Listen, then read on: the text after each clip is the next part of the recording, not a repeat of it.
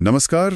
आज हम एक बहुत ही दिलचस्प विषय पर बात करने वाले हैं, द क्रोनो अपराइजिंग का तीसरा हिस्सा। जी हाँ, और सूत्र बताते हैं कि इतिहास जो है वो टूटा नहीं था, उसे चुराया गया था। बिल्कुल। और अब लड़ाई है उसे वापस पाने की। एक बहुत ही ताकतवर संस्था है डीटीए, जो समय को काबू में रखना चाहती है और उसके खिलाफ एक गुप्त प्रतिरोध खड़ा हो रहा है। तो मेरा पहला सवाल यही है कि ये प्रतिरोध, इसकी चिंगारी जली कैसे? ये सब शुरू कहाँ से हुआ? देखिए, इसकी जड़ें काफी पीछे जाती हैं 1910 के मॉस्को तक। 1910? हाँ, अच्छा। हाँ, वहाँ डॉक्टर आन्या वोल्कोव थी जो गुप्त रूप से काम कर रही थी। उन्हें लायरा क्विन से कुछ ब्लूप्रिंट मिले थे। हाँ, लायरा क्वीन वाले। जी, उन्हीं को डिकोड करके उन्होंने क्रोनोनेट की बुनियाद रखी। क्रोनोनेट? जी। ये क्या चीज थी? ये कोई आम नेटवर्क नहीं था। ये एक विकेंद्रीकृत, बिल्कुल गुप्त नेटवर्क था। इसकी खासियत ये थी कि ये समय के आर पार सदियों तक संदेश भेज सकता था। सदियों तक? कमाल है। हाँ, और क्योंकि ये विकेंद्रीकृत था, हाँ। इसे पूरी तरह खत्म करना वो लगभग नामुमकिन था। अच्छा, तो संदेश भेजते कैसे थे? इतने समय के पार? उन्होंने बड़े होशियार तरीके अपनाए, जैसे स्टिग्नोग्राफी। स्टिग्नोग्राफी? हाँ, छिपे हुए संदेश भेजने की कला, जैसे अदृश्य स्याही का इस्तेमाल करना या फिर अखबारों की कतरनों में कोड छिपा देना। वाह। और इस पूरे प्रतिरोध को उन्होंने एक पहचान दी, एक प्रतीक। प्रतीक? कैसा प्रतीक? एक टूटी हुई घड़ी जिसके बीचों बीच एक आंख बनी थी। उसे उन्होंने कहा समय की आंख, द आई ऑफ टाइम। समय की आंख। तो ये बीज बोया गया, समझ लीजिए 1910 में। जी।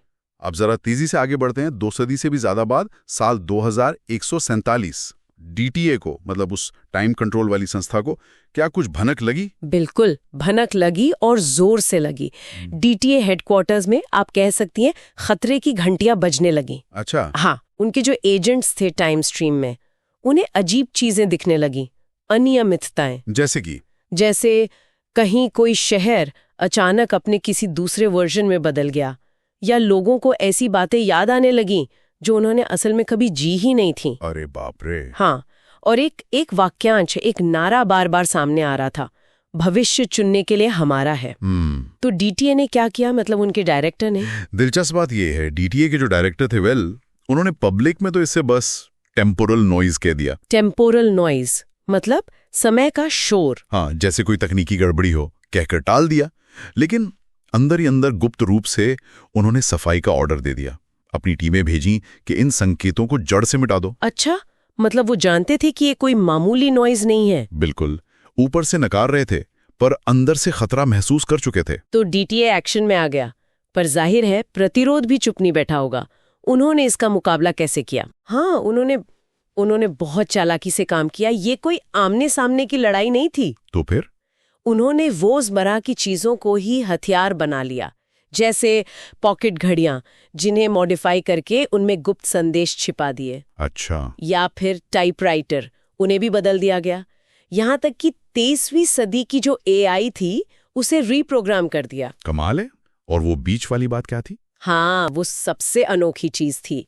उन्होंने एन्क्रिप्टेड विद्रोह के बीज, कोडेड संदेश, सांस्कृतिक चीजों में छिपा दिए। सांस्कृतिक चीजों में? जैसे किताबें, संगीत की धुनें, हजारों साल पुरानी गुफाओं की कलाकृतियां, इन सब में कोड डाल दिए। सोच क्या थी इसके पीछे?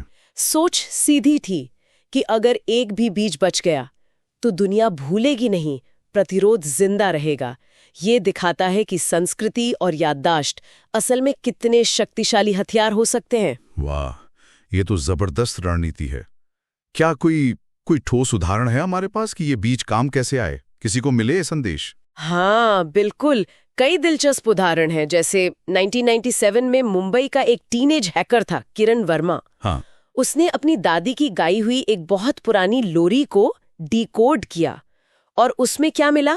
भविष्य में होने वाले डीटीए अमलों के डेटा पॉइंट्स। लोरी में? अविश्वसनीय है ना? या फिर एक और कहानी है 1883 की। मिसिसिपी का एक भागा हुआ गुलाम, उसे एक पेड़ के ठूंठ में एक पुरानी टूटी घड़ी मिली। उस घड़ी पर कुछ निशान बने थे। उसने अनजाने में, बिना समझे, वो निशान अपनी पेंटिंग्स में बना दिए और वो संदेश आगे बढ़ गया। क्या बात है। और कोई? एक और है 2149 में लायरा क्विन की पोती मारा क्विन, उसे पुराने डीटीए के खंडहरों के नीचे एक गुप्त कमरा मिला। और कमरे में?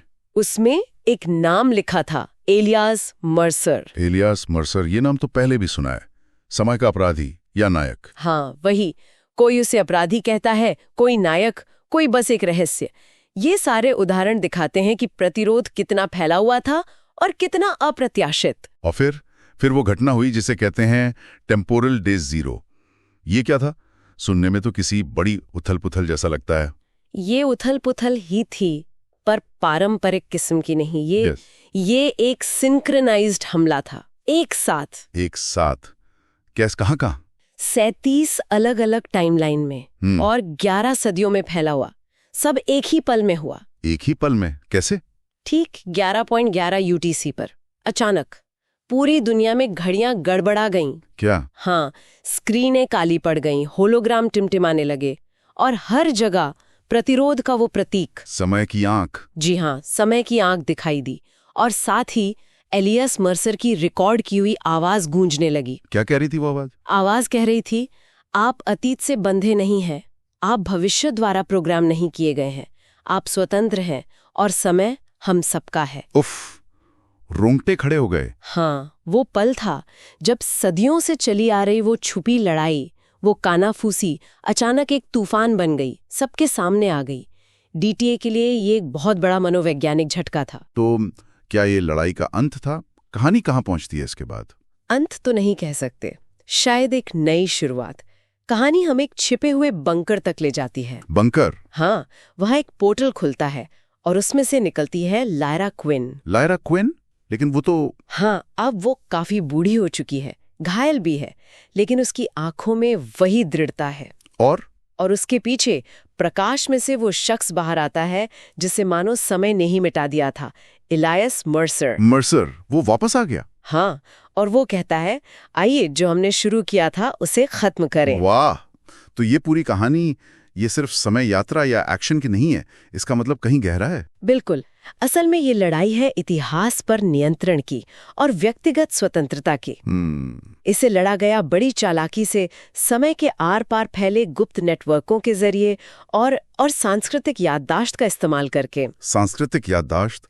हाँ, ये हमें सोचने पर मजबूर करता है कि कौन तय करता है कि इतिहास को कैसे याद रखा जाएगा, उस पर किसका नियंत्रण होना चाहिए। सही बात है। तो आखिर में ये हमें कहाँ छोड़ता है? क्या हमारे आसपास की जो साधारण सी दिखने वाली चीजें हैं, कोई पुरानी किताब, कोई धुल, क्या उनमें भी भविष्य के लिए कोई छिपा हुआ संदेश हो सकता है? कौन जाने। कहानी तो जाहिर है अभी खत्म नहीं हुई है। हाँ। आगे क्या होगा? टाइमलाइन युद्ध, डीटीए का पतन, या शायद प्रतिरोध के अंदर ही कोई धोखा। सोचने के लिए बहुत कुछ है। बिल्कुल, सोचने के लिए बहुत कुछ है। आज की इस गहरी चर्चा के लिए धन्यवाद।